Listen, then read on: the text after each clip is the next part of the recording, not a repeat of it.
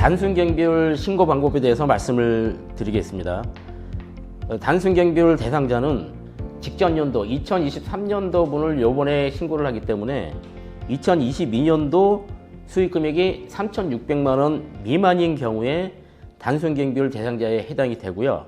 단순 경비율 대상자의 두 번째 기준은 당해년도 수익 금액이 복식부기 의무자에 해당이 되는 7,500만 원 이상이면 단순 경비율을 신고를 할 수가 없습니다.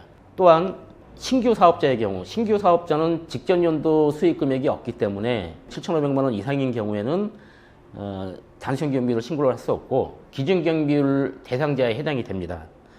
그리고 단순 경비율 추계 신고 방법은 홈택스 ARS 통화에 따라 나오는 안내 멘트에 따라서 신고하는 방법과 그다음에 홈택스에 회원 가입을 하여 가지고 신고 파트에 들어가셔서 신고하는 방법이 있고요.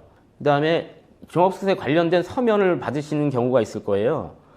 그러면은 그 서면에 나온 그대로 해당되는 내용을 적어서 사인을 하고 우편으로 신고하는 방법, 이렇게 신고 방법은 세 가지로 나눌 수가 있겠습니다.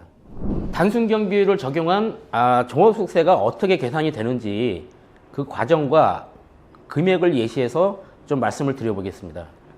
7,500만 원 미만으로 발생하는 상황이기 때문에 4천만 원을 예시로 들어서 말씀을 드려보겠습니다. 첫 번째 총수익 금액이 4천만 원부터 시작을 해가지고 여기에 총수익 금액의 단순 경비율 79.4%를 곱하게 돼서 3,176만 원이 산출이 되고요. 여기에 총수익 금액에서 차감되는 필요경비에 해당되는 금액입니다. 이게 실제로 발생이 안 됐다 하더라도 구시청에서 고시하는 이 단순 경비율에 따라 계산된 금액을 무조건 경비로 인정을 해주겠다. 공식적으로 인정된 금액이고 총수익 금액 4천만 원에서 3,176만 원을 차감을 하면 824만 원이 나오는데 종합소득 금액에 해당이 되는 부분입니다. 그 다음에 소득공제를 차감을 하게 되는데 요건 1인 기준으로 해서 말씀을 드리겠습니다. 본인 1인 공제는 150만 원이 되고 종합소득 금액에서 150만 원 소득공제를 차감을 해서 과세표준을 계산을 하니까 674만 원이 이렇게 산출이 되고요. 세율에 대해서는 종합소득세 최저세율이 6%인데 과세표준에 세율을 곱하게 되고요.